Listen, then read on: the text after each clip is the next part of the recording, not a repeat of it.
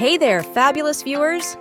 You won't believe how easy and affordable it is to clean your dishwasher drain using just a few items you already have at home. To start, grab some trusty baking soda. It's a natural cleaning agent that's non-toxic and safe for the dishwasher. Next up is vinegar, another natural cleaner that's probably already in your pantry. And last but not least, good old hot water. This will help wash away the debris and grime. Simple, right? First things first, remove the filter from the dishwasher. It's easy and requires no special tools. Just twist and pull.